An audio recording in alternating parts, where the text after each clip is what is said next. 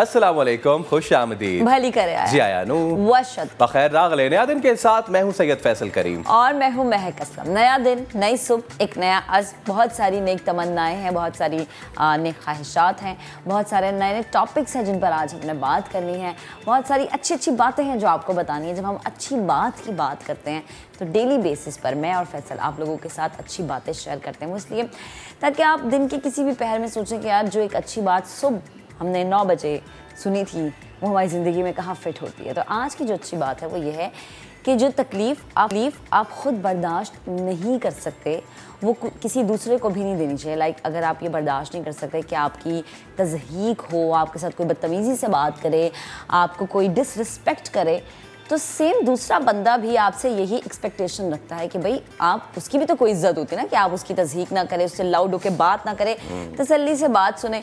तो अगेन वही बात, और इस चीज़ का दर्स तो हमारा दीन भी देता है ना कि आप जो अपने लिए पसंद करते हैं वही दूसरे के लिए पसंद करें।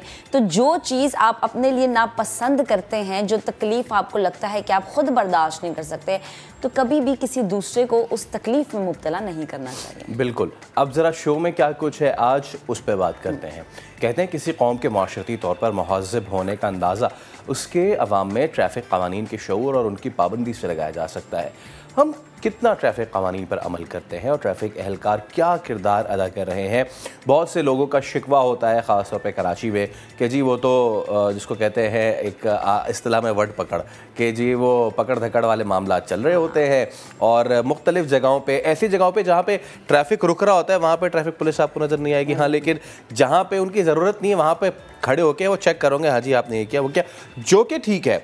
आपको ट्रैफिक रूल्स की पाबंदी लगानी भी चाहिए, आपको सीट बेल्ट अगर आप ड्राइवर है तो आपको पहननी चाहिए, लेकिन इसके पीछे कुछ और काम नहीं होना चाहिए। हाँ चलें, ये आज हम इस पर बात करेंगे, ये पीछे वाली कहानी कौन सी है। अच्छा जी, सैलाब से फसलों की तबाही के बाद सब्जियों की कीमतें बढ़ चुकी हैं, लेकिन अब सैलाब को गुज़रे तकरीबन 3 माह हो गए हैं। इस वक्त मुल्क के मुख्तलिफ शहरों में आलू प्याज की क्या कीमतें हैं। और वैसे बात है कि अगर एक गरीब बंदा घर में आलू भी पका रहा है तो अब उसको अपनी थोड़ी सी जेब ज़्यादा ढीली करनी पड़ती है, क्योंकि चीज़ें बढ़ चुकी हैं। और सिर्फ आलू बनाने के लिए आलू तो नहीं चाहिए होगा, ज़ाहिर सी बात है, प्याज भी चाहिए, टमाटर भी चाहिए, दीगर लवाजमात भी चाहिए। तो इस वक्त क्या मार्केट में रेट हैं सब्जियों के, क्योंकि विंटर है तो विंटर में जो है सब नई नई सब्जियां भी आती हैं। तो कितना आवाम परेशान मजीद आगे होने वाली है सब्जियों की कीमतें बढ़ जाने से, ये आज हम आपको बताएंगे। कुछ स्पोर्ट्स की बात भी करेंगे। इंग्लैंड के खिलाफ टेस्ट सीरीज़ का स्क्वाड का ऐलान हुआ है हमारा जी, तो उसमें बाबर आजम, रिजवान, अब्दुल्ला शफीक इन्होंने तो आना ही है। सरफराज की वापसी हुई है, उनके साथ फाइनली फ़हीम अशरफ भी टीम में वापस आ गए हैं। और जैसा कि हम ये बात कर रहे थे कि शाहीन शाफिदी नहीं होंगे तो उनकी जगह हारिस रऊफ को डेब्यू करा दिया गया है। 3 टेस्ट मैचेस की सीरीज़ का पहला मैच 1 दिसंबर से रावलपिंडी में शेड्यूल है। पाकिस्तान आमद से कबल इंग्लिश टीम के UAE में डेरे। शो में आज इस पर भी हम तफसील से ज़रा बात करेंगे। इसके अलावा जनाब फुटबॉल की दुनिया से भी खबर है कि फीफा वर्ल्ड कप में इंग्लैंड ने ईरान को 6-2 से शिकस्त दे दी है, जबकि दूसरे मैच में नीदरलैंड ने सेनेगाल को 2-0 से हरा दिया है। और तीसरे मैच में अमेरिका और वेल्स में मुकाबला 1-1 गोल से बराबर रहा है। दोनों टीमों को 1-1 पॉइंट दे दिया गया है। सो ये तो ऐसा मैच है कि भाई इसकी तो धूम बाकी सामने भी है। आज फाइनली मेरी favourite team Argentina will be in action. तो कल के जो मैचेस हो गए, सपोर्ट कर रहे हैं, जो जीते उसको हम सपोर्ट कर रहे हैं। हाँ, लेकिन बिकॉज ऑफ मेसी ये उनका आखिरी उनका वर्ल्ड कप होगा, नॉट सियासी, मेसी उनका आखिरी वर्ल्ड कप होगा, इसलिए my heart goes to Argentina. दोनों में हाँ, ये एक मसला है कि ग्रेट प्लेयर्स जो है वो ट्रॉफी लिफ्ट नहीं करते। क्रिकेट में आप देखें तो विराट कोहली वो ट्रॉफी अभी तक लिफ्ट नहीं कर पाए हैं, और यहाँ हम देखें फुटबॉल में तो मेसी, जिन्होंने पूरी दुनिया में अपनी फतह के, अपने टैलेंट के झंडे गाड़े हुए हैं, उन्होंने कोई वर्ल्ड कप ट्रॉफी जो है वो लिफ्ट नहीं की है। सो लेट्स सी कि वो कर पाते हैं, वो कर नहीं कर पाते हैं। अच्छा जी, इसके अलावा हम आपको ये भी खबर देंगे, फैसल आपके जोड़ों में दर्द होता है? नहीं, अल्हम्दुलिल्लाह। अच्छा, लेकिन मेरे जोड़ों में दर्द होता है। आप फीमेल हैं, हाँ, इसलिए आपको ज़्यादा ख्याल रखना है, क्योंकि पाकिस्तान में फीमेल में जो जोड़ों का दर्द और उसके आगे बढ़ता चला जा रहा है, एंड आफ्टर डिलीवरी ये ज़्यादा आपके लिए ख़तरनाक हो जाता है, बिकॉज आप इंटरनली बहुत ज़्यादा वीक हो जाते हैं। अगर ऐसा है तो आप तनहा नहीं हैं इस मामले में, क्योंकि हकीकत में उम्र की 4वीं और 5वीं दिहाई में अक्सर अफराद इस तकलीफ में मुब्तला होते हैं। बट अगेन वही सवाल है कि जो यंगस्टर्स हैं, जैसे कि वो लड़कियां जिनकी शादी भी नहीं है, आप उनसे पूछें अक्सर उन्हें जॉइंट्स पेन होती है, इसकी क्या वजह है? हाँ, आपका इंटेक क्या फैसला ऐसा होता है कि आपको ये बीमारियां हो जाती हैं? अच्छा, क्या एहतियाती तदाबीर करनी चाहिए? आपकी डाइट कैसी होनी चाहिए? आपको क्या क्या एक्सरसाइज करनी चाहिए? बीइंग अ फीमेल आपके लिए क्या चीज़ें ज़रूरी है जिनको अवॉइड करना चाहिए, रुक जाना चाहिए? इस पर आज हम प्रोग्राम में बात करेंगे। जी हाँ, और भी बहुत सारे मौज़ूआत हैं जिस पे हम बात करेंगे। सबसे पहले ज़रूरी चीज़ होती है, ज़रूरी चीज़ अशिया खुरनोश और सब्जियां। सैलाब की तबाही ने जो पूरी पूरी फसलें हमारी वाइप आउट कर दी थी। अच्छा, वैसे इतना आइडिया था हमें सैलाब के बाद कि भाई इतना ये तो चीज़ें होनी है, सिचुएशन खराब हो सकती है, बट अगेन वही बात कि 3 महीने हो गए हैं, मजीद कितना बर्दाश्त करना हमने। सबसे पहले अगर हम कराची का रुख करें तो कराची के बाजारों में नए आलू ने एंट्री दी है, जबकि ईरानी प्याज भी मौजूद है और इसके दाम कम नहीं हैं। टमाटर भी डबल सेंचुरी अपनी बरकरार रखे हुए हैं। तो अगेन वही बात है कि एक आम आदमी जो कि सिर्फ आलू बनाने का सोचता है कि यार आप आलू का सालन बना लें, अब वो भी सोचेगा कि यार कितनी मिकदार में हम रिपोर्ट तो दिखा रहे हैं। इस रिपोर्ट के बाद जब हम आएंगे तो मुख्तलिफ शहरों से हमारे नुमाइंदगान होंगे, कराची से, लाहौर से और दीगर जगहों से हम बात करेंगे, फैसलाबाद से, और जानेंगे कि वहाँ पे क्या सिचुएशन है। लेकिन उससे पहले खुर्शीद आलम ने रिपोर्ट तैयार की है, वो आपको दिखाते हैं।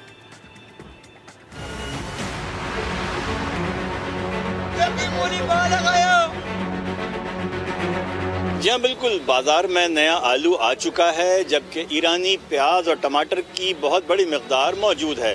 इसके बावजूद बाज़ारों में हम देखते हैं कि इनकी कीमतें बहुत ज़्यादा वसूल की जा रही हैं। वजह क्या है, ये हम मालूम करेंगे ग्राहकों से और ख़ुद बाज़ार के जिम्मेदारों से।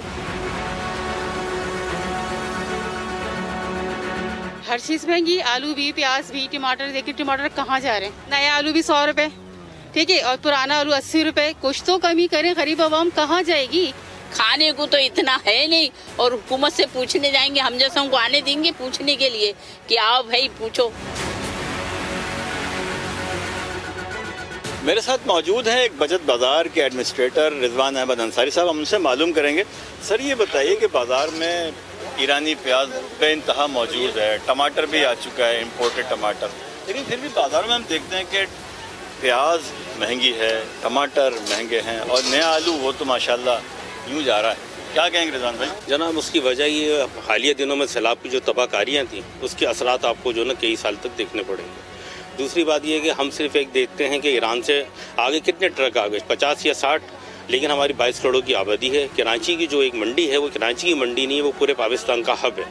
तो जाहिर बात है अभी हमारे ईरान की जो प्याज आ रही है, तो जाहिर बात है वो 50 ट्रक आ जाएगा, 100 ट्रक आ जाएगा, लेकिन वो पूरे मुल्क की जो है ना, वो उसकी मुल्क की ज़रूरत पूरी नहीं कर सकता।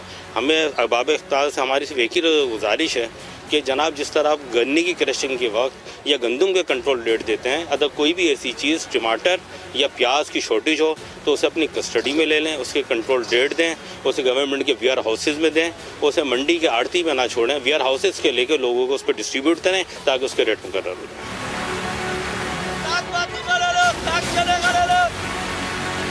हस्बैंड से ये तो नहीं कहेंगे तुम चोरी करके लाओ, जो मेहनत से कमा रहे हैं उसी में हम दाल चटनी खाएंगे।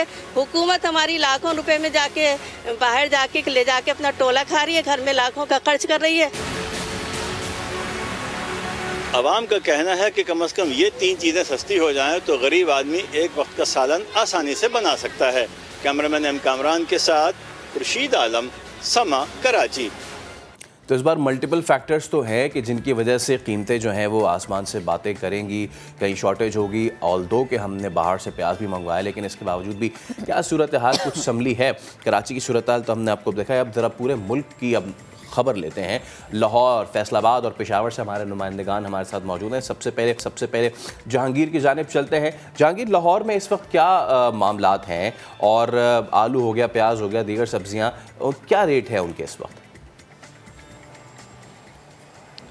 बिस्मिल्लाहिर्रहमानिर्रहीम। फैसल, सबसे पहले तो मैं ये बताऊंगा कि लाहौर में आलू और प्याज के अलावा सबसे महंगी और सबसे सस्ती सब्जी कौन है, क्योंकि आलू और प्याज तो सपोर्टिंग सब्जियां हैं। हाँ। तो ये जानना भी ज़रूरी है कि सबसे महंगी सब्जी कौन सी है और सबसे सस्ती सब्जी आज के दिन में कौन सी है। तो 120 रुपये किलो में ये तोरियाँ जो हैं ये फ़रोख्त की जा रही हैं, जबकि जो चपनियाँ हैं इनका रेट 70 से 80 रुपये किलो बताया जा रहा है। अब बाकी की सब्जियों का जो रेट है वो इनके दरमियान है, यानी 120 ज़्यादा से ज़्यादा और कम से कम 70 या 80 रुपये। अब आते हैं आलू और प्याज की जानिब। तो पुराना आलू जो है इसका रेट 100 रुपये किलो है मार्केट में, जबकि जो नया आलू है इसका रेट 120 रुपये किलो में ये फ़रोख्त किया जा रहा है। प्याज की बात करें तो प्याज लाहौर में 200 रुपये किलो में फ़रोख्त किया जा रहा है। इस हवाले से जो दुकानदार हजरात हैं उनका ये कहना है कि आलू जो है ये अभी नया आलू आना शुरू हुआ है लाहौर में, जिसकी वजह से इसका रेट 120 रुपये किलो है। आइंदा चंद दिनों में नए आलू की बहुतात हो जाएगी, मार्केट में मुकम्मल तौर पर नया आलू आ जाएगा तो इसका रेट भी कम हो जाएगा। लेकिन अभी जो पुराना आलू है स्टॉक में जो मौजूद है वो ख़त्म होने वाला है, उसका रेट 100 रुपये किलो है। प्याज की जहाँ तक बात हो तो ईरानी प्याज जो है वो मार्केट में अवेलेबल है।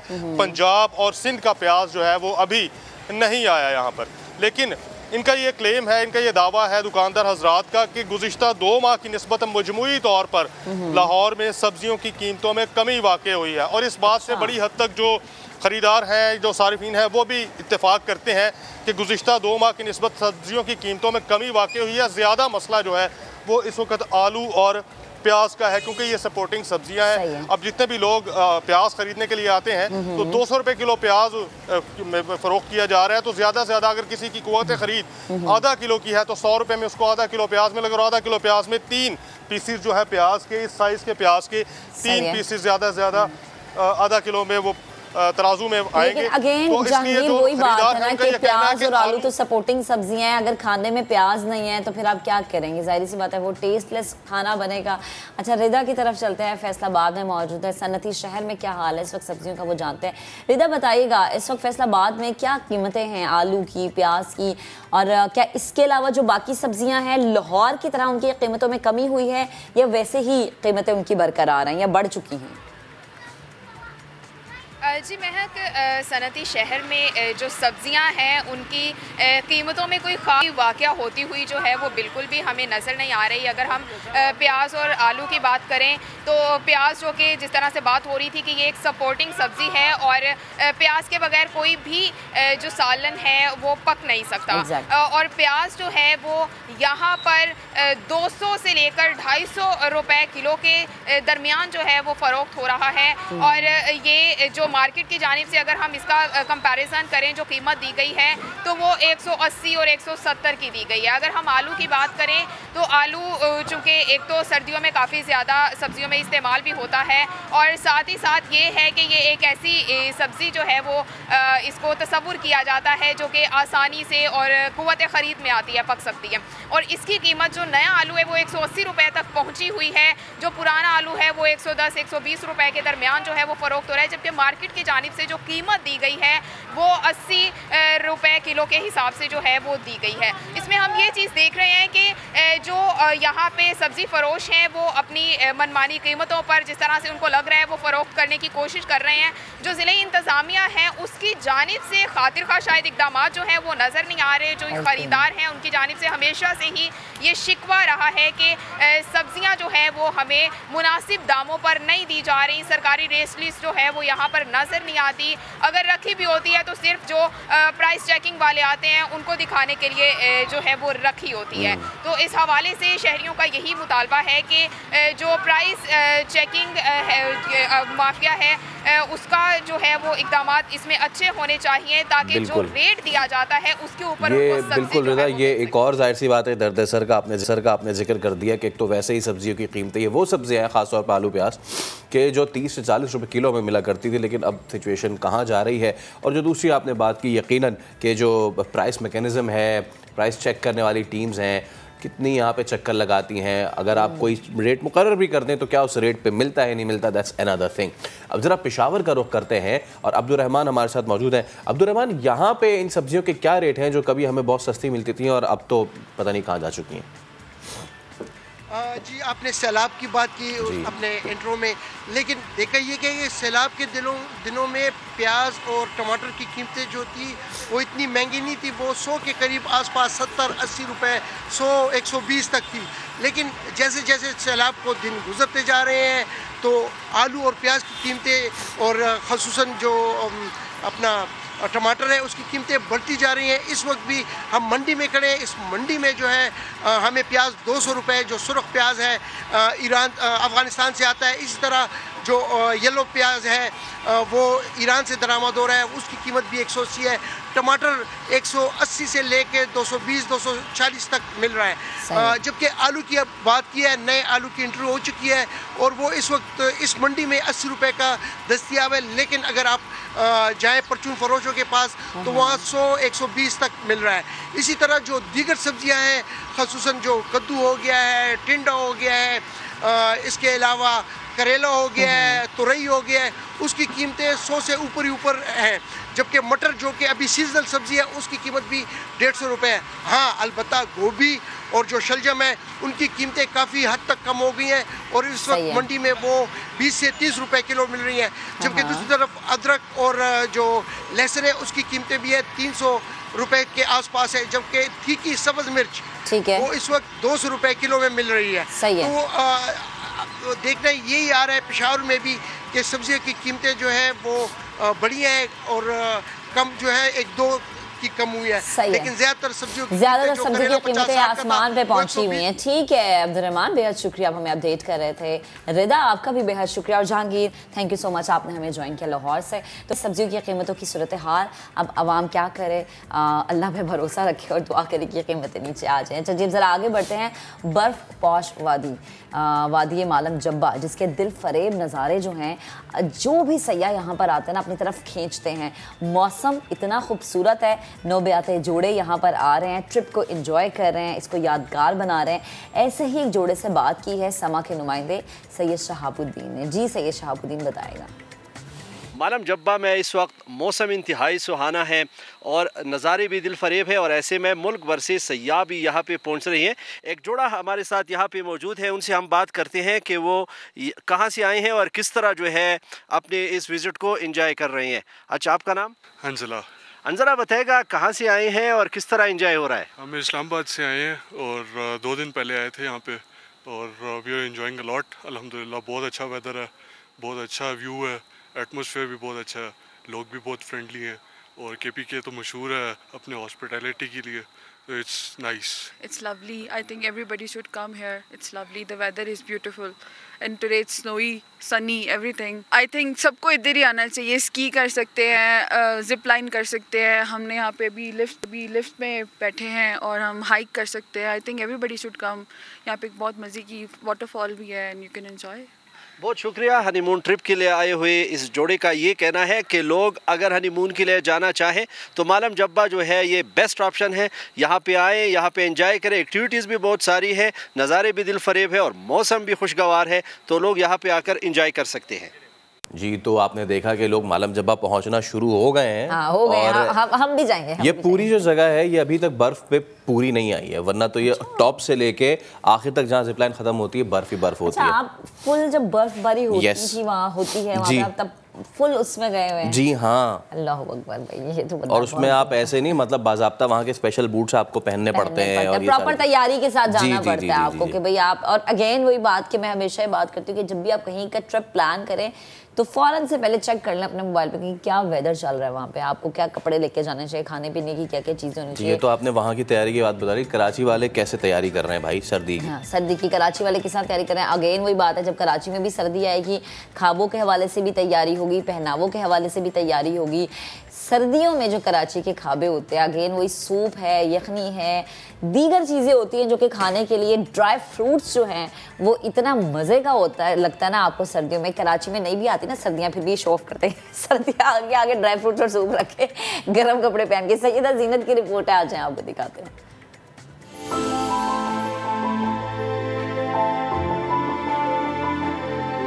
मचाते जाड़े की आमद पर शहर कायद के बासियों के चेहरे खिलखिला उठे हैं।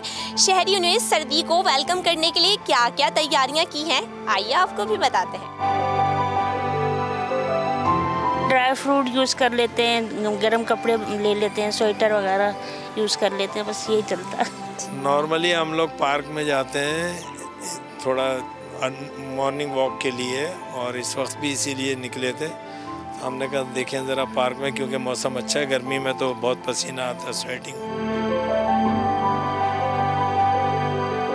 सर्दियों को तो हम ऐसे एंजॉय करते हैं, हम लोग इस्लामाबाद मरी हर साल घूमने के लिए जाते हैं। लास्ट ईयर नहीं जा सके थे मुल्क के हालात की वजह से, महंगाई की वजह से, लेकिन इस बार प्लान है बच्चों को घुमाएं और मौसम ज़रा अच्छा होता है, बर्फ़बारी हो रही होती है तो बच्चे बड़ा एंजॉय करते हैं। सर्दियों के कपड़े वगैरह ले रहे हैं और इसके अलावा ये कि घूमना फिरना बच्चों का अब ज़्यादा हो रहा है, क्योंकि पहले गर्मी की वजह से नहीं कर सकते थे। अब ये है कि बच्चों ने शोर करना शुरू कर दिया कि हमें पार्क लेके जाएं क्योंकि मौसम बेहतर है। कुछ तैयारी हो गई है, कुछ रह गई है, इंशाल्लाह वो भी हो जाएगी। बाकी ड्राई फ्रूट्स है और जो मसाला वो है गाजर के हलवे वगैरह, उनमें चीज़ें होती हैं, ज़ाहिर है उसका तो टेस्ट ही अलग है। गर्मी से बहुत तंग आ गए थे क्योंकि लोड शेडिंग हो रही थी बहुत, तो मज़ा नहीं आ रहा था। अभी जैसे सर्दी आ गई है माशाल्लाह, बिजली से तो हमारा छुटकारा पा लिया हम लोगों ने। मौसम को एंजॉय करते कई शहरियों का कहना था कि इस बार वो सर्दियों को सवात, गिलगित और मरी में मनाने का इरादा रखते हैं, जबकि कुछ शहरी ऐसे भी नज़र आए जो अपनी बजट और जेब को मद्देनजर रखते हुए कराची में ही सर्दियां मनाने का इरादा रखते हैं। कैमरामैन फरहान यूसुफ के साथ सैयदा ज़ीनत, समा, कराची। Welcome back. कराची का रुख करेंगे जहां प्राइस चेकिंग के नाम पर लाखों करोड़ों का फ्रॉड होने लगा है। अब ये मामला क्या है, फ्रॉड कौन कर रहा है, कैसे कर रहा है, लोग कैसे झांसे में आ रहे हैं, नदीम जाफर की रिपोर्ट में आपको दिखा दूं। कभी सोचा है 100 की चीज 100 में क्यों नहीं बिक रही? लेन देन चलती है लोग की आपस में, भाई मुझे तो यही लगता है। मतलब वो आदत हो गई है ये गरीब आदमी की कि वो सौदा लेने से कासिर है। इस मुल्क का अल्लाह हाफिज है, अल्लाह ही देख सकता है, अल्लाह ही कर सकता है, कुछ इनके दिलों में रहम डाल सकता है। सरकार तो है, लगता है ही नहीं सरकार, क्योंकि कराची में नाजायज मुनाफाखोरी सरकार की जायज छतरियों के नीचे हो रही है। बड़ा स्टोर हो या गली के नुक्कड़ का ठेला, सब बदमाश बने फिर रहे हैं, अवाम को लूट रहे हैं। और कमिश्नर की प्राइस लिस्ट, जी भाई वही, वो क्या होती है? कौन क्या करता है? गवर्नमेंट कुछ नहीं करती है। दूध वाले वो एक बहुत बड़ी माफिया है, कोई इसके खिलाफ कोई एक्शन नहीं ले सकता, भले हमारे कमिश्नर साहब हो, कुछ भी हो। कोई 200 रुपए भी बेचेगा, 220 रुपए भी बेचेगा, खरीदने वाला बेचारा मजबूरी में खरीदेगा। इस दौर में बता दें ये चीज़ सस्ती हो रही है, कोई चीज़ सस्ती नहीं हो रही। निज़ाम ही नहीं है, कोई पूछने वाला नहीं है, बस दुकानदार अपनी मर्जी से लगाते हैं जो भी लगाते हैं। क्योंकि इसके पीछे छुपा है एक और धंधा। बड़ा स्टोर मुनाफा कमाने दो, बस मंथली पकड़ लो 5 से 10 लाख रुपए और भूल जाओ कि कोई स्टोर भी है। और हाँ, अगर छोटी गली के नुक्कड़ की कोई दुकान है तो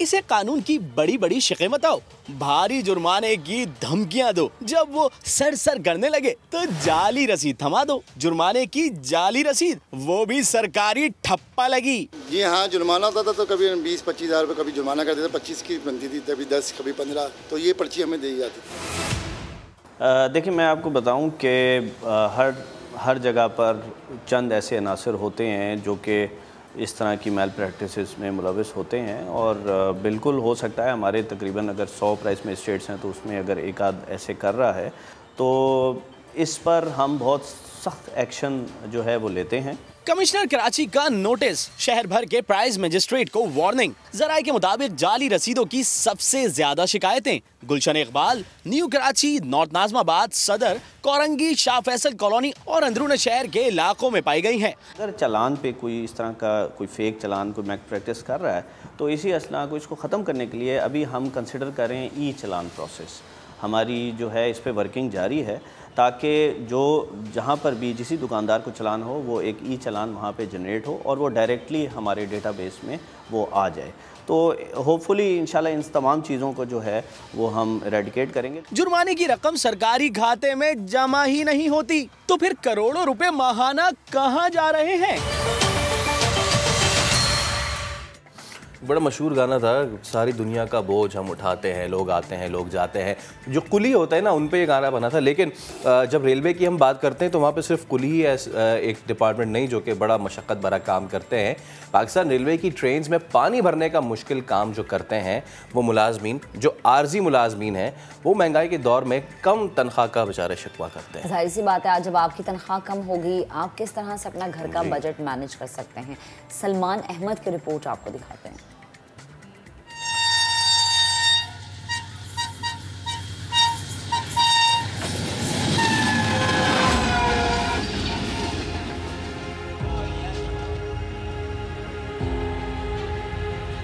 ट्रेनों में पानी भरता रेलवे मुलाजिम मोहम्मद इरफान गुज़िश्ता 5 साल से मौसम की सख्तियों की परवाह किए बगैर फर्ज की अदायगी में मसरूफ है। समा सट्टा का रिहायशी इरफान ट्रेनों की छत पर चढ़कर मुख्तसर वक्त के लिए रुकने वाली ट्रेन की बोगियों में पानी भरने का मुश्किल काम करता है। चाहे गर्मी हो, सर्दी हो, बारिश हो रही हो, हमने पानी हर हाल में भरना होता है। चाहे हम उसके लिए 4 पाइप लगाएं एक जगह पे, चाहे कुछ भी करें, कोई भी मुश्किल आते हैं, हमने पानी हर हाल में भरना है। और वो आपके सामने हमारा काम ये है कि मुसाफिर की जितनी खिदमत हो सके हम करें। इरफान अपने मुशक्कत तलब काम से तो मुतमईन है, लेकिन बदले में मिलने वाले मुआवजे से उसका गुजर बसर मुश्किल से होता है। पहले हमारी 13,500 तनख्वाह थी, फिर 17 हुई। अब शहबाज शरीफ साहब की मेहरबानी है, उन्होंने 25,000 हमारी तनख्वाह कर दी है। लेकिन उसके बावजूद भी पेट्रोल और घी की हम नोयत देखें ना, तो हमारे घर का चूल्हा बड़ी मुश्किल से चल रहा है। 2 वक्त का खाना, तीसरा वक्त का हम सोच नहीं सकते, 2 वक्त का खाना हम बड़ी मुश्किल से गुजारा कर रहे हैं। यहाँ पर रेलवे के क्वार्टर में हम बैठे हुए हैं, किराया उसका कटता है, बिजली का बिल कटता है, कटा के हमारे पास आ बचता है 17,000। तो 17,000 में आप भी समझते हैं कि कितना मुश्किल गुजारा होता है। समा सट्टा जंक्शन पर काम करने वाले रेलवे मुलाजमीन ने तनख्वाहों में इजाफे के साथ मुस्तकिल मुलाजमत देने का भी मुतालबा किया। हमें बहुत ही दिली खुशी होती है, ये हम दिल से काम करते हैं। हमारा और भी काम होता है नीचे कोचों का, सफाई का, और भी काम करते हैं, मगर हुकूमत से हमारी ये इल्तिजा है कि हमें पक्का कर दिया। मुश्किल हालात और कम तनख्वाह में मुसाफिरों को सहूलत फराहम करते रेलवे मुलाजमीन ने हुकूमत से बेहतर मुस्तकबिल की उम्मीद लगा रखी है। मोहम्मद इरफान और इन जैसे कई मेहनतकश मुलाजमीन मुसाफिरों को पानी की सहूलियात फराहम करके अपनी भरपूर जिम्मेदारी निभाते हैं, लेकिन खुद कम तनख्वाह और महंगाई के हाथों परेशान नजर आते हैं। कैमरामैन मोहसिन अली के साथ सलमान अहमद, समा, भावलपुर। Welcome back. अब कुछ बात करेंगे स्पोर्ट्स की, और सबसे पहले पाकिस्तान का टेस्ट स्क्वाड अनाउंस हुआ अगेंस्ट इंग्लैंड। तो चीफ सेलेक्टर मोहम्मद वसीम कलाए उन्होंने बताया कि जी 18 रुकनी स्क्वाड जो है हम उतार रहे हैं अगेंस्ट इंग्लैंड। उसमें फ़हीम अशरफ हैं, सरफराज इज़ फाइनली बैक। लेकिन जो फैंस हैं ना, क्रिकेट के बड़ा दिल टूटता है उनका, एक आता है दूसरा जाता है। फवाद आलम गए हैं तो सरफराज आए हैं, तो जो फैंस की ख्वाहिश थी कि दोनों सितारों को इकट्ठे देख ले, वो तो नहीं हो सकती पूरी। हाँ, लेकिन यासिर शाह भी नहीं है, हसन अली भी नहीं है। अब क़यादत ऑब्वियसली बाबर आजम करेंगे, सऊद शकील भी हैं और दीगर भी हैं। इस सब पे ज़रा हम बात करेंगे। हमारे साथ हमारे स्पोर्ट्स एनालिस्ट अदील अजहर मौजूद हैं। अस्सलाम वालेकुम अदील भाई, गुड मॉर्निंग। तो टीम सर अनाउंस हो गई है, आगे चल के ज़रा फुटबॉल पे भी लाजमी बात करनी, लेकिन मैं चाहूँगा पहले थोड़ा सा टीम पे बात कर लें। हमारे स्क्वाड 18 रुकनी स्क्वाड, ये इतने सारे लड़के क्या करेंगे हम? मतलब कि ये तो बात तय हो गई कि बहुत सारे इसमें से टीम में जगह नहीं बनाने वाले। तो what do you make of the team? हाँ जी, मेरे ख्याल से पहले तो thank you so much guys for having me on air again. मुझे तो ऐसा लग रहा है कि बहुत सारे लोगों को खुश करने के लिए ये मोहम्मद वसीम की बड़ी जबरदस्त स्ट्रेटेजी रहती है। पब्लिक प्रेशर पे वो अक्सर टीमों में जो है ना, वो कुछ रद्द-बदल भी कर देते हैं और खिलाड़ियों को ले भी आते हैं। 18 रुकनी जब स्क्वाड का ऐलान हुआ था तो मैं भी हैरान हुआ था। देखिए, अगर ये टीम के मैच खेलने के लिए वेस्ट इंडीज जा रही होती है, न्यूजीलैंड ने किसी कोने में मैच हो रहा होता, तो फिर तो it would have made some sense कि जी हम 18 रुकनी टीम के जी को इंजरी के लिए रूम रख रहे हैं। ये सारी चीजें आपके अपने होम ग्राउंड में ही हो रही है, आपके अपने मुल्क में हो रही है। The player is just a few hours away from being called up to the team. उसमें फिर 18 रुकनी टीम अनाउंस करना मुझे हैरत हुई। आई थिंक 15 रुकनी 16 रुकनी टीम अनाउंस की जाती है, 18 का नंबर आया। मेरे ख्याल से वो जो एक प्रेशर होता है उसको जरा एब्जॉर्ब करने के लिए चीज होती है। फवाद आलम का जिक्र हो रहा है, ये बात याद रहे, फवाद को आज से 1.5 साल पहले, पौने 2 साल पहले पब्लिक प्रेशर पे टीम में शामिल किया गया था। और आज जब देखा कि जरा थोड़ा सा जो है वो फवाद की परफॉर्मेंस भी थोड़ी लीन रही है, तो उन्होंने कहा खामोशी इसको टीम से बाहर भी कर दो। तो ये वाला सिलसिला है। Surprising decision of having 18 players seriously. अच्छा अदील भाई, बॉलिंग पे हम खासा तवज्जो हमने इस बार इसलिए भी देनी है because star performer Shaheen is out, ठीक है जी। उनकी जगह हारिस रऊफ को लेकर आए हैं। बहुत सारे हल्के ये कह रहे हैं कि एक आदमी जो मुसलसल परफॉर्म कर रहा है, and his name is Mir Hamza, मुसलसल परफॉर्म कर रहे हैं। बाय द वे, जो उनका कंपैरिजन ड्रॉ किया जा रहा है मोहम्मद वसीम जूनियर से, I think it's unfair. Wasim junior is a right armer, Mir Hamza is a left armer. लेकिन आपको नहीं लगता कि रिप्लेसमेंट जो है अगर एक लेफ्ट आर्मर की लेफ्ट आर्मर से की जाती तो ज़्यादा बेहतर होता? हमारी बॉलिंग लाइनअप को कैसे देखते हैं अगेंस्ट इंग्लैंड?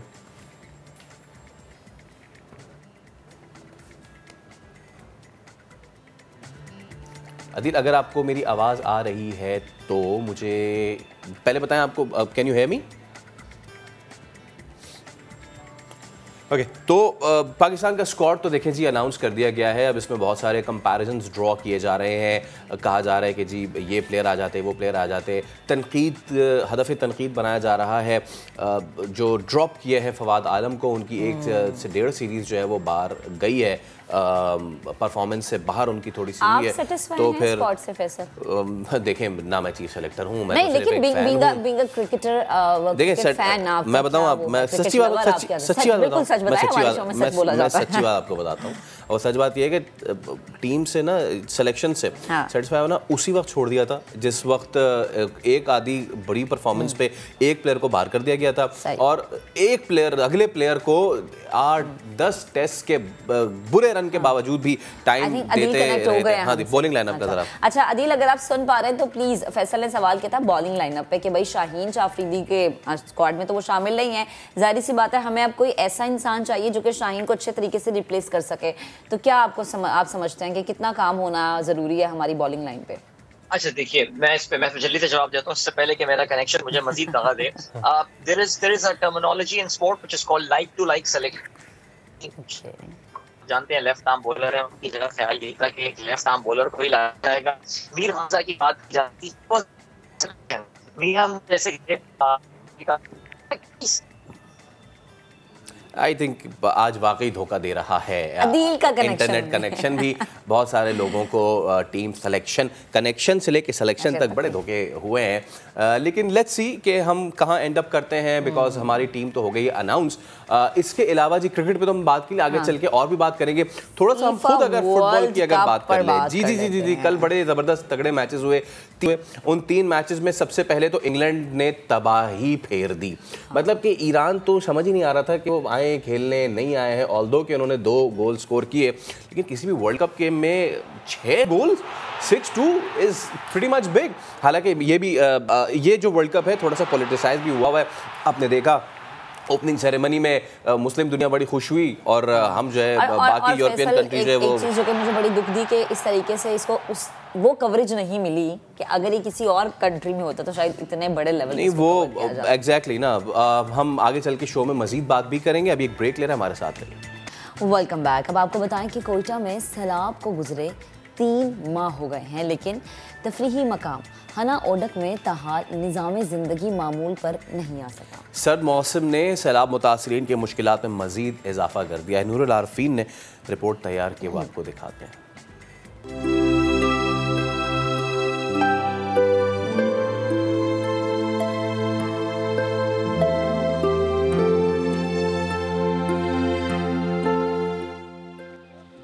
सैलाब से मुतासरा कोयटा की खूबसूरत वादी हना ओडक में ताहाल निज़ाम ज़िंदगी धर्म बरम है। मकानात अब भी मलबे के ढेर बने हुए हैं और सड़कें टूट फूट का शिकार हैं।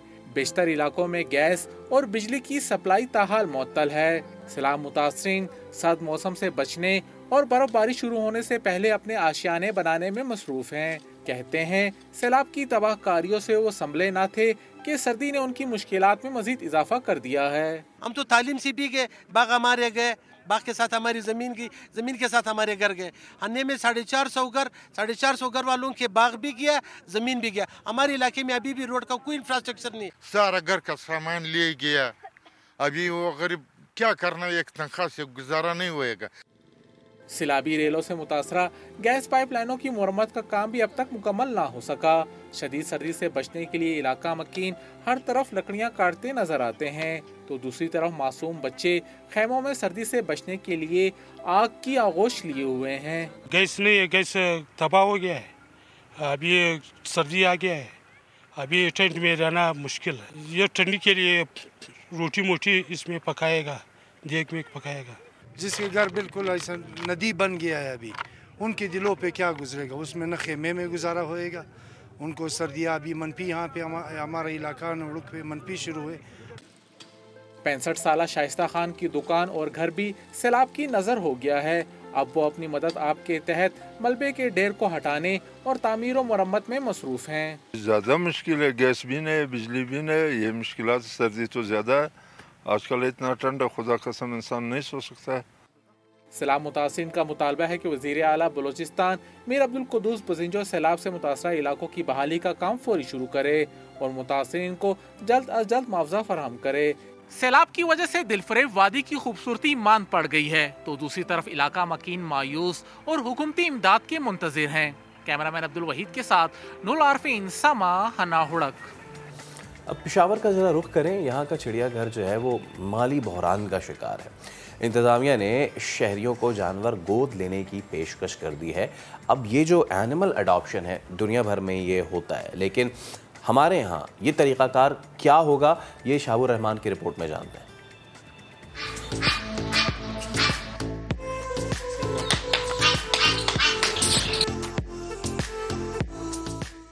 पेशावर के साकिबुर रहमान ने चिड़ियाघर से तीतर को गोद ले लिया, ताहम इसकी देखभाल घर में नहीं बल्कि होगी चिड़ियाघर में ही।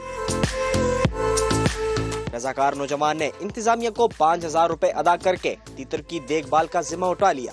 मैं ये चाहता हूँ कि और लोग आएँ, जिस तरह मैंने पहला शहरी मैं हूँ कि मैंने जो है एडॉप्शंस की है, तो मैं यहाँ पे और भी लोगों को ये दावत देता हूँ कि आप भी आए, एडॉप्शंस करें। यहाँ पे आपका रिलेशन और भी बिल्ड होगा, यहाँ पे और भी लोग आएंगे ताकि ये जू चल सके। चिड़ियाघर इंतजामिया के मुताबिक तीतर, मोर, तोते समेत मुख्तलिफ परिंदों की सरपरस्ती के लिए 5 से 20,000 और टाइगर, ज़ेबरा, बंदर, हिरन के लिए 25,000 से 2 लाख तक सालाना फीस मुकर्रर की गई है। हमने एनिमल एडॉप्शन कैंपेन शुरू किया और ये प्रोग्राम सारी दुनिया के बड़े बड़े जू में चलते रहते हैं, तो सेम हमने पेशावर जू में भी ये कैंपेन शुरू किया है। इंतजामिया ने ये इकदाम सूबाई हुकूमत की जानिब से फंड्स की अदम अदायगी के बायस उठाया। कैमरामैन मेहरान मुनीर के साथ शाहबुर रहमान, समा, पेशावर। अच्छा जी, अब ज़रा आगे बढ़ते हैं। आपको बताएं कि बढ़ती आबादी के साथ सड़कों पर हमने देखा है कि गाड़ियों, बसेस, रिक्शों, मोटरसाइकिलों का सैलाब भी नज़र आता है। मतलब जाहिर सी बात है, हर किसी के पास अपने व्हीकल है, जिसके बायस ख़तरनाक ट्रैफिक हादसात।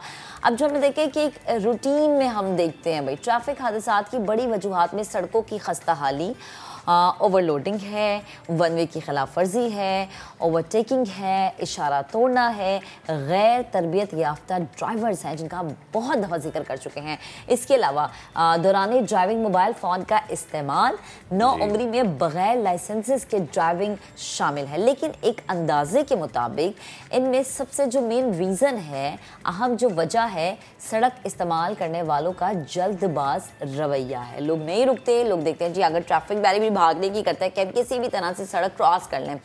80 से 90% ट्रैफिक हादसा तेज़ रफ्तारी के गैर मोहतात रवैये की वजह से होते हैं। थोड़ी सी एहतियात से ट्रैफिक हादसा पर काबू पाया जा सकता है। हमने अक्सर ये पढ़ा होगा कि देर से पहुंचना बेहतर है बजाय इसके कि आप जल्दबाजी में कभी भी ना पहुंचे, एग्जैक्टली अपने आप को या फिर आप अपने इर्द गिर्द के लोगों को नुकसान पहुंचाए।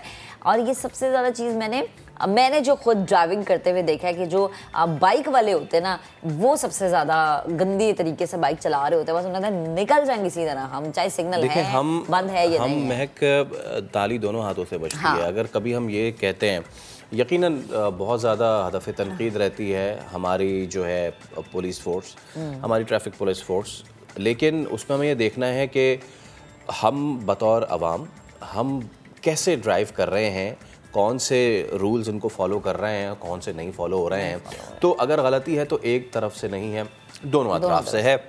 अगर आपको कोई रोकता भी है कहीं पे तो आपका चाचा मामा ताया कोई ना कोई पीछे से निकल आता है कि मैं इसको बता दूंगा, मैं उसको बता दूंगा। तो जी हमारे साथ हमारे chief crime reporter Ahmed Rahman Khan भी होंगे और इसके अलावा हमारे साथ जो है डॉक्टर कमर रिजवी साहब मौजूद हैं, SSP driving license Sindh. Sir अस्सलाम वालेकुम। पहले तो thank you so much for your time.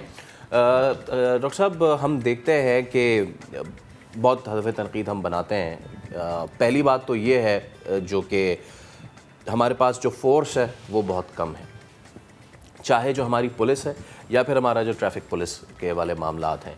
तो क्या आप समझते हैं कि वाकई हमारे पास जितनी नफरी होनी चाहिए सड़कों पे, जब हम ट्रैफिक पुलिस की बात करें, वाकई उतनी है या फिर नहीं? बिल्कुल, आपने दुरुस्त निशानदेही की। आपने बड़ा अच्छा शुरू में बोला कि हादसात के असबाब क्या हैं। इंजीनियरिंग के कॉजेज़ होते हैं, जहाँ रोड टूटी हुई है, कहीं सही कट नहीं बना हुआ, कहीं जम बना हुआ है, बहुत सारी अवामिल हैं, टूटी हुई हैं, कहीं खस्ता हाली है। और हमारे अवाम की जल्दबाजी है, स्पेशली जो हमारे मोटर बाइक पे सवार होते हैं उन हजरात को सब्र नहीं है। तो बात यह है कि नफरी की जहाँ तक आपने बात की, तो नफरी का रेशो यकीनन अवाम की जो तादाद है उसके लिहाज से तो कम है, लेकिन पिछले दिनों में हमने भर्तियां बहुत ज़्यादा की हैं, अच्छी भर्तियां की हैं, पढ़े लिखे नौजवान लड़के लड़कियां हमने हायर कर रहे हैं, मुसलसल वो सिलसिला जारी है। तो वो मैं आपको इंटरप्ट करूंगा, आपने कहा पिछले दिनों में, यानी इससे पहले इस लेवल पे भर्तियां नहीं हो रही थी मुसलसल, ये तकरीबन 10 साल से तो मुसलसल, तकरीबन 10 साल से मुसलसल भर्तियाँ हो रही हैं और ज़्यादा तादाद में हो रही हैं। हमारे मौजूदा IGP साहब जो हैं उनकी, गुलाम नबी मेमन साहब, उनकी कोशिश ये है कि पढ़ी लिखी अच्छी नफरी जो है अच्छी तादाद में भर्ती हो और मुसलसल उनकी कोशिशें और काविशें हैं जहाँ जहाँ दुरुस्तगी नहीं है उन महकमों में दुरुस्तगी आए और बेहतरी हो, तो वो मुसलसल कोशिश और काविश जारी है। तो ये एक मल्टी फैक्टोरियल प्रॉब्लम है, इसको हमें भी ठीक करना है, आपको भी ठीक करना है। अनफॉर्चुनेटली जो हमारा डायस्पोरा बाहर है वो बहुत अच्छा और लॉ अबाइडिंग सिटीज़न कहलाते हैं, वो लोग best Pakistani best law abiding citizen कहलाते हैं। तो हमारे मुल्क में ज़रूरत इस बात की है कि आप इसको ओन करें कि आपका मुल्क है, तो इसको इस तरह ओन ना करें कि जो मर्जी आए कर लें, बल्कि जो नेकनामी आपने बाहर कमाई है वो ट्रांसपायर होनी चाहिए, यहाँ से ट्रांसपायर। मजाक ये कहते हैं ना कि कोई बाहर जाता है हमारा पाकिस्तानी, तो वो कहता है अच्छा जेब्रा क्रॉसिंग होती है, एग्जिस्ट करती है, हमारे यहाँ तो आप देख लें जेब्रा क्रॉसिंग। मैं कहता हूँ कि जहाँ एग्जिस्ट करती है वहाँ आप क्यों नहीं एहतराम करते जी। कमी ज्यादती की तो मैं बात ही नहीं करता, जहाँ पे लेन्स मौजूद हैं वहाँ आप क्यों नहीं पाबंदी करते। बेहतरी आ रही है, बेहतरी की तरफ गामजन है, अच्छी की उम्मीद है, अच्छे के लिए कोशिशें हैं, मुसलसल कोशिशें हैं। सर अल्लाह करे आप इन कोशिशों में कामयाब हो जाए। अच्छा, एक स्ट्रिंग ऑपरेशन किया हमने कराची में हादसा हो, वजह जो है वो समझ सामने लेकर आए, ट्रैफिक एहलकार ट्रैफिक कंट्रोल करने की बजाय रिश्वत लेने में मसरूफ है। हमारे नुमाइंदे यासर ने सदर मार्केट कराची का एक इलाका है जहाँ पर ट्रैफिक एहलकार से सवाल करना चाहा तो माइक कैमरा देखकर एहलकारों ने दौड़ लगा दी। सर ये मैं चाहूँगी कि ज़रा आप भी स्क्रीन पे देखें और नाजरीन भी जो हैं वो ज़रा इसको देखें, तो प्लीज़ ज़रा दिखाएगा भाई।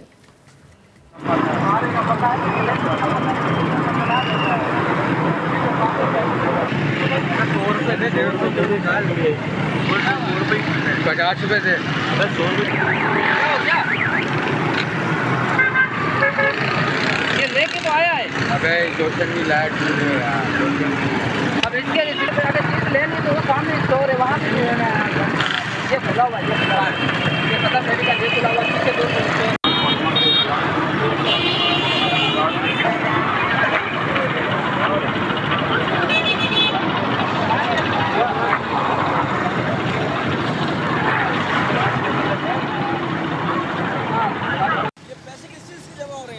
कहाँ किसने पैसे लिए? या वीडियो बनी हुई है मेरे पास। आप पैसे मांग रहे हो मुझसे, बोले पैसे दो हमें, हम जब गाड़ी रोड चला रहे कहाँ से आप लोगों को पैसे देंगे?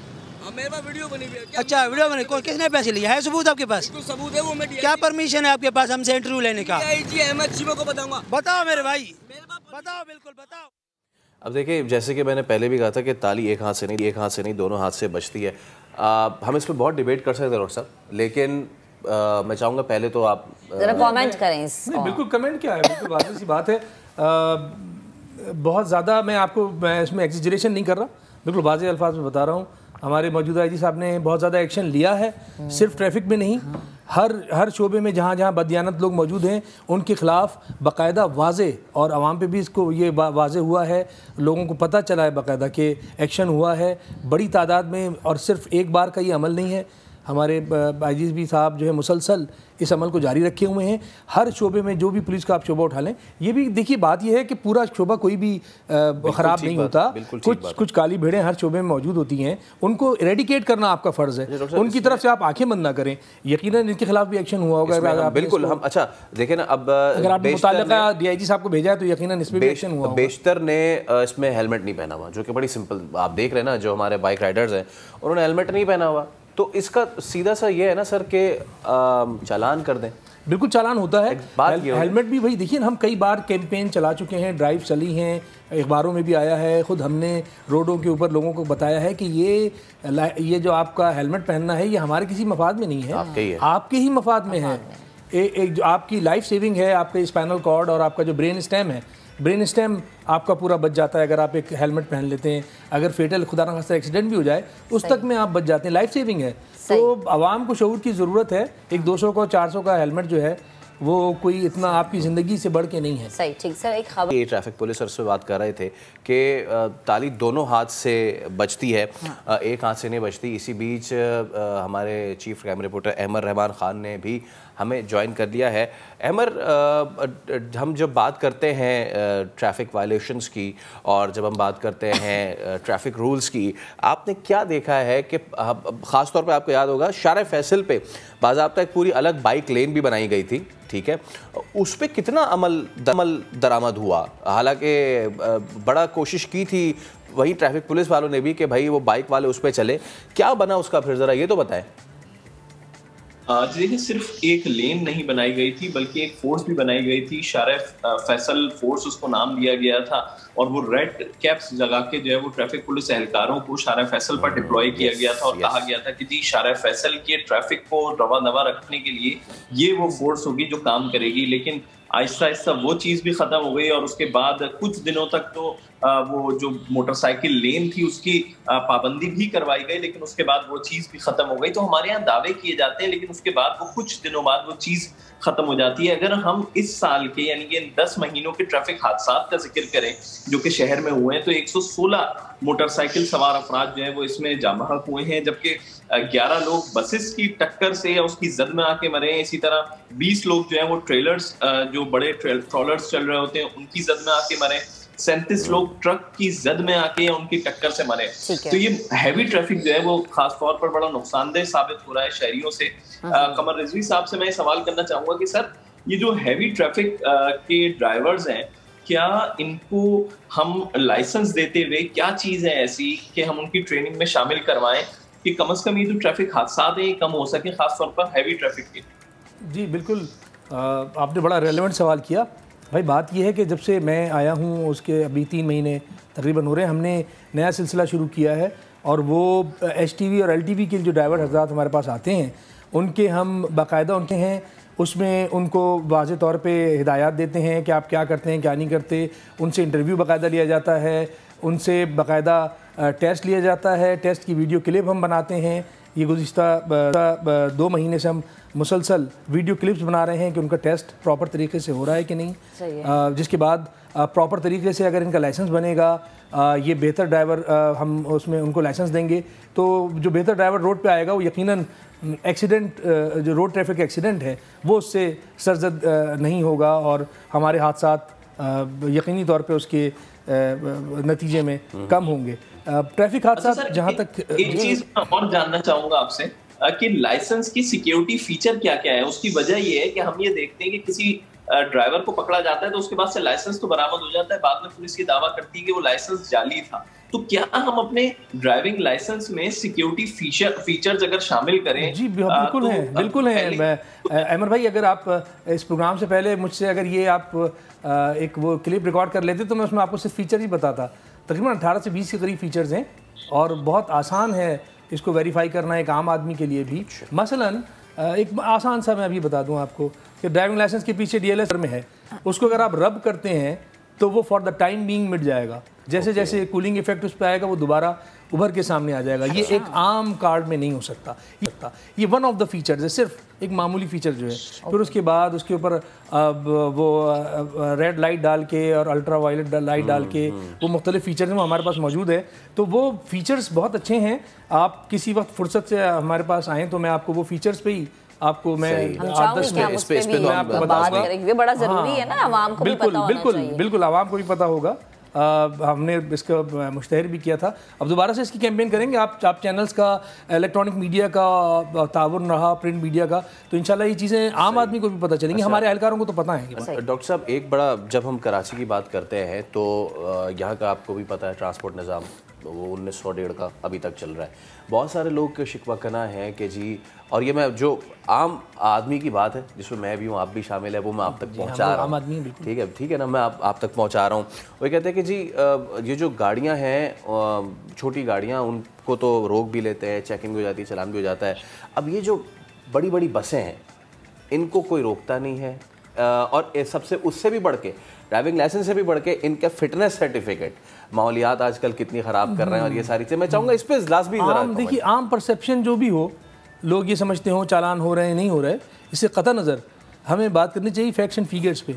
अगर आप फैक्ट्स एंड फिगर्स लेंगे, मैं खुद भी ट्रैफिक में रह चुका हूँ, सर्व कर चुका हूँ, अब मैं एक दूसरे रूप में ड्राइविंग लाइसेंस में सर्व कर रहा हूँ, चालान होते हैं, बहुत बड़ी तादाद में होते हैं। ये एक in contrary to the common believe है कि नहीं होते, उससे बिल्कुल मुतजाद है बात कि बहुत बड़ी तादाद में चालान होते हैं। अच्छा जी, हैवी ट्रैफिक के भी, बसों के भी, और उसका पूरा फिगर अभी ऑफ हैंड तो मैं नहीं बता सकता आपको, वहाँ जी, वो जी, भी जी, लेना पड़ेगा आपको वहाँ से ड्राइविंग उससे ट्रैफिक वाले चालान वगैरह करते हैं, तो उनसे आप फिगर लेंगे तो बड़ा आपको फिगर में फैक्चुअल फिगर मिलेगा, क्योंकि सारा कंप्यूटराइज्ड है। कोई अपने दिल से बना के फज करके फिगर फज नहीं कर सकता। जैसे कि आपने कंप्यूटराइज की बात की, हमने देखा कि पिछले दिनों में जो ड्राइविंग लाइसेंस जो है उसकी तरसील को भी बहुत आसान बनाने की कोशिश जी बिल्कुल, घर तक पहुंचेगा आप जी। मैं चाहूंगा कि जरा दो दिन मुझे बताएं, पहले होता था कि जी हम जाएंगे टेस्ट और ये वाले मामला, ये जरा प्रोसेस बताएं। उसमें हो ये रहा था, जो हमारा बेसिक नुक्ता ये था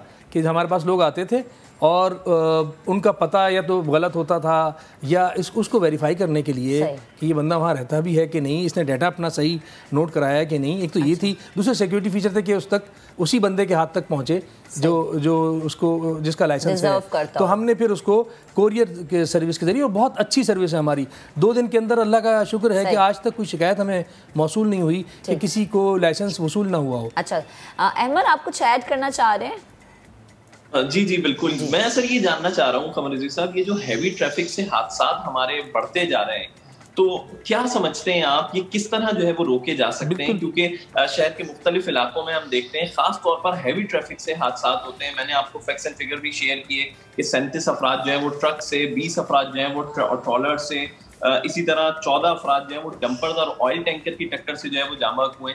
तो इन हादसा को कैसे रोका जा सकता है? ये HGV और जो लाइसेंस है इसमें हम मजीद बेहतरी क्या कर सकते हैं? बिल्कुल, मैंने आपको अर्ज किया कि मैंने ये जिम्मेदारी संभाली है कोई 2 महीने से, तो हमने इसमें एक तो स्टैंडर्ड टेस्ट जो है वो मैंने मुतारिफ कराया है कि एक जैसा टेस्ट हो अक्रॉस द सिंध। हमारी 10 जो ब्रांचेज़ हैं जहाँ से हम इशू करते हैं LTV और HTV, वहाँ बाकायदा एक यूनिफॉर्म्ड तरीके से अब हम टेस्ट ले रहे हैं, प्रॉपर टेस्ट हो रहा है। उनमें हमने पहली बार वीडियो क्लिप बनाने का तरीका मुतारिफ कराया, 2 महीने से वो वीडियो क्लिप्स भी बन रही हैं। प्रॉपर उनकी क्लासेस नहीं होती थी, हमने प्रॉपर उनको ड्राइविंग टेस्ट लेने से पहले सारे ड्राइवर्स की क्लास होती है, उनको उनसे आगाही ली जाती है, उनसे पूछा जाता है, उनको मुतारिफ कराया जाता है कि हम उनसे क्या एक्सपेक्ट करते हैं, वो क्या टेस्ट में जाके देंगे। उनका बाकायदा एकेडमिक टेस्ट होता है, एकेडमिक टेस्ट में अगर वो पास होते हैं तो फिर रोड टेस्ट उनसे लिया जाता है, फिज़िकल टेस्ट। तो ये मरहला हमने इनके लिए HTV LTV के लिए मज़ीद बेहतर कर दिया है और प्रॉपर कर दिया है, बाकायदा टेस्ट हो रहे हैं, और कोई सिफारिश और कोई चीज़ उनसे बाकायदा हम हलफ लेते हैं कि वो कहीं इस चीज़ में तो इंडल्ज करके नहीं आए हैं, कहीं उन्होंने किसी को इस गलत फहमी में कि उनको किसी को पैसा देने से मिल जाएगा, ये गलत फहमियाँ हम उनकी दूर कर चुके हैं। सर ये बड़ी अच्छी बात है, जितने बेहतर इकदाम आप करें। लास्ट में एक कमेंट कर दीजिएगा, जो कम उम्र में बच्चे बाइक चला रहे होते हैं, गाड़ियाँ चला रहे होते हैं, उनके पास लाइसेंस भी नहीं होता, उसके लिए क्या कुछ किया जा रहा है? जी हाँ, ये जुवेनाइल उसके लिए किया ये जा रहा है कि ऑफ एंड ऑन ड्राइव होती है, उन कम से बच्चों के खिलाफ रूटीन में भी उनके खिलाफ चालान हो रहे होते हैं। अच्छा। लेकिन ये हमारे वालिदैन पे बड़ी जिम्मेदारी आती है कि असल तो उनका बनता है, सज़ा उनकी बनती है कि बच्चे के एक्सेस में चाबी है ही क्यों। मैंने तो खुद रोका, जब मैं SSP था यहाँ ईस्ट में, तो मैंने जब मोटरसाइकिल रोके बच्चे से पूछा तो बच्चों ने कहा कि जी अब्बा ने या अम्मा ने खुद हमें चाबी दी है कि सौदा लेकर आ जाओ। जब सौदा लेने के लिए आप उसको 10 यार्ड भेज रहे हैं तो वो 20 मील खुद से भी जाएगा। डॉक्टर साहब वही बात कि ताली दोनों हाथ से बचती है, और इसमें जहाँ महकमे को जो है अपने अंदर ठीक करने की ज़रूरत है, वहीं आम आदमी को भी अपने अंदर जो है ये ठीक करने की ज़रूरत है कि वो किस तरीके से जी अपनी जिम्मेदारी का बहुत रेगुलेशंस तो है ऐसे ना कि उसमें आप सिर्फ नाफिज करने वाले इदारे पे नहीं, बल्कि नाफिज करने वाला इदारा जहाँ वायलेशन करेंगे वहाँ सामने आएगा। आपको रूल्स अबाइड तो खुद करने हैं, तो पूरा इतना आपकी 22 करोड़ की आबादी है, 22 करोड़ की आबादी को रूल्स खुद अडॉप्ट करने हैं, खुद उन पे अमल करना है। हम उस वक्त सामने आएंगे जब वो रूल्स को वायलेट कर रहे हैं। ठीक है डॉक्टर साहब, आप हमारे साथ मौजूद और इस वादे के साथ कि जो आपने ड्राइविंग लाइसेंस वाली चीज़ की, हम आएंगे वहाँ और वहाँ पे हम टीम के साथ आइए, श्योर। फिर हमने जो बहुत सारा हमारी गुफ्तगू नहीं हो सकी, जिसमें हमने खवातीन को हमने उनके लाइसेंसेस बनाए हैं, उनके लिए क्या किया है, वो सब गुफ्तगू बिल्कुल रह गई। तो मैं चाहूँगा कि जरूर आप आएं, निज़ाम देखें, हम पहले स्टेप से लेकर आखिरी स्टेप तक किस तरह लाइसेंस बनाते हैं, उसको किस तरह हमने मरहलों को आसान किया है, वो आप जरूर। ठीक है डॉक्टर साहब, बेहद शुक्रिया आप हमारे साथ मौजूद थे। अहमद, आपका भी बेहद शुक्रिया, आपने हमें ज्वाइन किया हुआ था। एक ब्रेक लेते हैं, ब्रेक के बाद दोबारा हाजिर होंगे। Welcome back. हम आपको बताएं कि बीमारी कोई भी हो, इसकी तकलीफ सिर्फ वही जानता है जो कि इस बीमारी से गुजर रहा होता है। इंसानी जिस्म में मौजूद जोड़ चलने फिरने, उठने बैठने और ज़िंदगी के तमाम काम सर अंजाम देने के लिए बहुत ज़्यादा ज़रूरी होते हैं। अगर इनमें कमज़ोरी आ जाए या ये अपना काम सही तरीके से ना कर पाएँ या काम करना छोड़ दें तो हम दूसरों के मोहताज हो जाते हैं। जोड़ों के मरज़ में मुब्तला हज़ारों मरीज़ दिन रात इसकी तकलीफ़ से गुजरते हैं, शिकायत करते हैं। स्पेशली विंटर सीज़न में हम ये देखते हैं कि वो कहते हैं ना कि पुराने दर्द बाहर निकल आते हैं, तो ऐसा ही होता है भाई, पुराने दर्द बहुत बुरे तरीके से बाहर निकलते हैं और ये हर एक के लिए बहुत बड़ा फैसल इम्तिहान होता है। तो ज़रा आज आपको बताते हैं कि आपके जोड़ कौन कौन से हैं, कहाँ दर्द आपको जो उठता है, उसका अब इलाज, उसकी प्रिवेंशन भी क्या क्या हो सकती है। हमारे साथ डॉक्टर अमरीन फरहान जो कि ऑर्थोपेडिक सर्जन हैं मौजूद हैं। डॉक्टर साहब, थैंक यू सो मच। सबसे पहले तो अस्सलाम वालेकुम, उम्मीद है आप खैरियत से होंगी। तो इसी से अपनी बात का आगाज़ करते हैं कि ज़रा आम जो आदमी है उसको बताएं कि जो हमारा पूरा फ्रेमवर्क है अंदर, वो कहाँ से जुड़ा हुआ है, अल्लाह ताला ने कहाँ जो है वो हमें जोड़ लगाया, वो ज़रा बताइए। जी, अस्सलाम वालेकुम, मेरा नाम डॉक्टर अमरीन फरहान है, मैं ऑर्थोपेडिक कंसल्टेंट हूँ। थोड़ा सा मैं ब्रीफली जॉइंट्स डिसीज़ के बारे में बताऊँगी कि हमारे पास जो ऑर्थोपेडिक्स में पेशेंट्स आते हैं ज़्यादातर पट्ठों और जोड़ों की तकलीफ़ के साथ ही आ रहे होते हैं। ज़्यादातर लोगों को कमर की दर्द, गर्दन के दर्द, शोल्डर पेन और नी पेन के यानी कि घुटनों के दर्दों की वजह से तकलीफ़ हो रही होती है।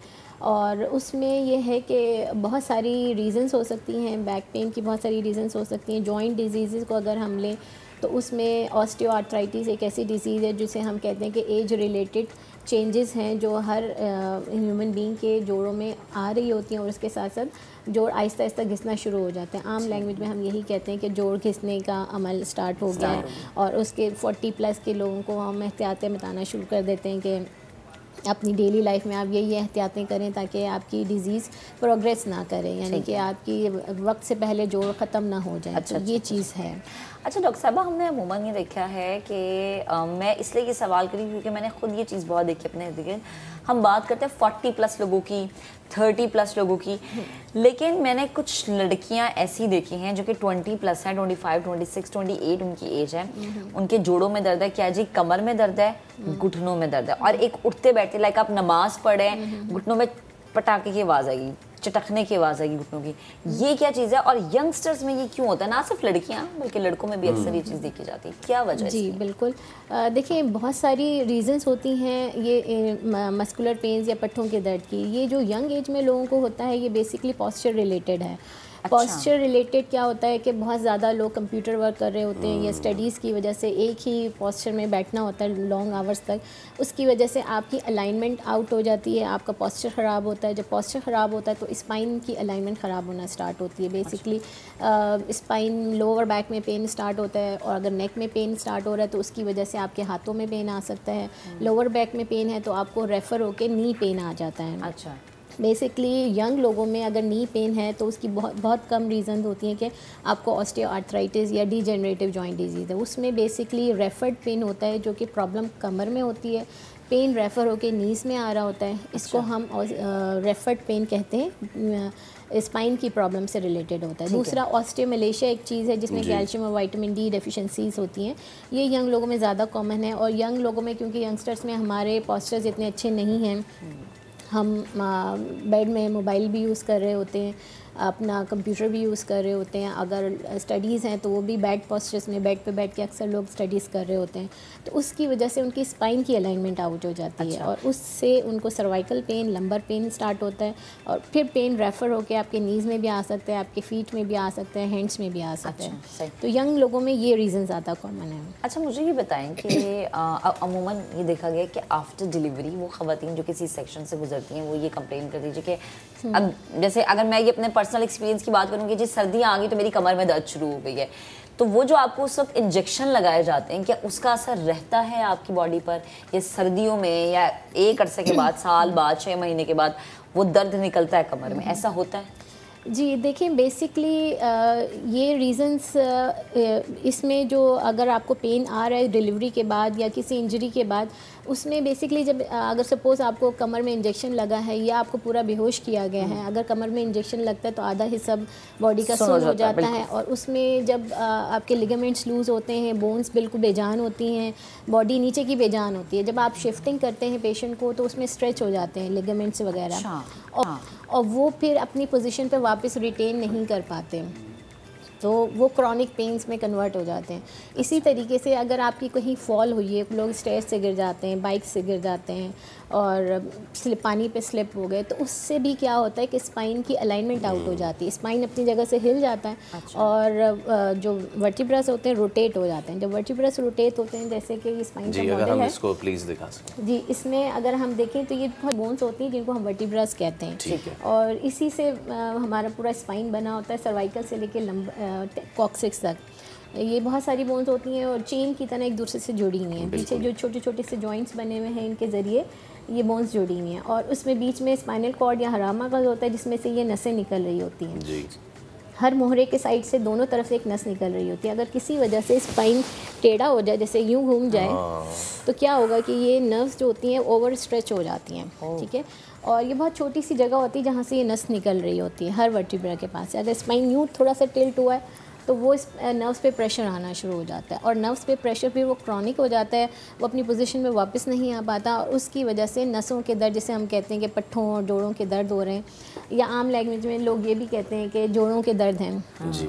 तो ये प्रॉब्लम्स होती हैं डिलीवरी के बाद भी, और किसी इंजरी के बाद कहीं से गिरे हों, कोई एक्सीडेंट हुआ हो, तो उससे स्पाइन की अलाइनमेंट आउट हो जाती है और नर्व्स पे प्रेशर आ जाता है। तो अब ये अलाइनमेंट आउट हो गई, अब इसका इलाज क्या है? एडवांस इलाज अगर की हम बात करें तो देखिए, अगर आपकी शॉर्ट हिस्ट्री है, सपोज़ कि आपको 4 हफ्ते 6 हफ्ते की हिस्ट्री है कि हमें 4-6 हफ्ते से दर्द है, तो हम भी पेन मेडिकेशन दे रहे होते हैं। कुछ इनिशियल ट्रीटमेंट तो यही दी जाती है, और उसके बाद अगर कुछ प्रोलॉन्ग है तो हम भी फिजियोथेरेपी सजेस्ट कर रहे होते हैं। ठीक है। बट ये है कि अगर आपकी प्रॉब्लम क्रॉनिक हो गई है, if it's been more than 3 months कि आपका पेन रिजॉल्व ही नहीं हो रहा, तो then you need some assessment.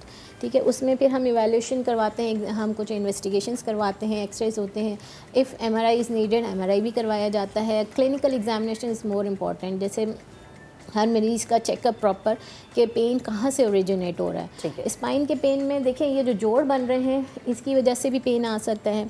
इन जोड़ों को जो लिगामेंट्स जोड़ हैं, लिगामेंट्स ये पट्टे होते हैं, इसी कॉर्ड लाइक स्ट्रक्चर्स होते हैं, वाइट स्ट्रक्चर्स जो हमारी बॉडी में मसल्स के नीचे होते हैं, इनको हम लिगामेंट्स कहते हैं। ये सारे बोन्स जो होती हैं लिगामेंट्स से जुड़ी हुई होती हैं। अगर लिगामेंट्स खिंचे हुए हैं तो वो रीज़न हो सकती है पेन की। ये जॉइंट से पेन आ सकता है। और फिर ये डिस्क्स जो होती हैं, बेसिकली 2 मोहरों के दरमियान में एक कुशन होता है, जेल, अगर ये स्लिप होकर बाहर आ गया, जैसे कि इसमें नज़र आ रहा है, तो इसकी वजह से भी पेन हो सकता है। तो बैक पेन की बहुत सारी रीज़न्स हैं। हमें हर पेशेंट को इवैल्यूएट करना होता है कि पेशेंट की एग्जैक्टली पेन कहाँ से आ रही है, तो उसमें फिर हम उसी लिहाज से ट्रीटमेंट सजेस्ट करते हैं। अगर क्रॉनिक प्रॉब्लम है तो उसकी ट्रीटमेंट फिर अब पेन मेडिकेशंस और फिजियोथेरेपी से नहीं हो सकती। उसमें you need some regenerative procedures, because कि अगर लिगामेंट्स ओवर स्ट्रेच हो गए, नर्व्स पे प्रेशर आ रहा है, तो उसमें फिर हम जो हमारे सेंटर में ट्रीटमेंट हो रही है वो हम सजेस्ट कर रहे होते हैं। इसको हम इस तरह कैटेगराइज कर सकते हैं कि सर्जिकल और नॉन सर्जिकल चीज़ें। कुछ पेशेंट को सर्जरी की ज़रूरत होती है, वो अब 1 to 2% पेशेंट्स होते हैं जिनको सर्जरी की ज़रूरत होती है। मोर देन 95% जो पेशेंट्स होते हैं विदाउट सर्जरी उनकी ट्रीटमेंट हो सकती है, और उनको लेटर ऑन भी सर्जरी की नीड नहीं होती। तो वो चीज़ हम अपने जो सेंटर हमारा Australian stem cell clinic Clifton block 2 में है, इसमें हम ज़्यादातर रीजनरेटिव प्रोसीजर्स ऑफ़र कर रहे हैं। इसमें क्रॉनिक पेन्स के जो भी पेशेंट्स हैं, चाहे आपको क्रॉनिक बैक पेन हो, क्रॉनिक नेक पेन हो, और शोल्डर्स की प्रॉब्लम हो, या ऑस्टियोआर्थराइटिस हो, तो उसमें हम रीजनरेटिव प्रोसीजर्स करते हैं, और अल्हम्दुलिल्लाह हमारे रिजल्ट्स भी बहुत अच्छे हैं। अगर आप कोई भी पेशेंट हमारे पास आता है तो उसको प्रॉपर इवेलुएट किया जाता है और उससे रिलेटेड जो उसके लिए ट्रीटमेंट प्रॉपर होती है वो सजेस्ट की जाती है। ठीक है डॉक्टर साहब, बेहद शुक्रिया हमारे साथ मौजूद थी, गुफ्तगू कर रही थी। तो भाई अगर आपको किसी भी जिस्म के किसी भी जोड़ में दर्द है तो घर में कोई भी दवाई खाने के बजाय डॉक्टर से ज़रूर रुजू करें ताकि पता चले कि मसला है क्या। आज के प्रोग्राम से इतना ही, आपसे मुलाकात करेंगे कल। अपना बहुत सा ख्याल रखिएगा। अल्लाह हाफ़िज़।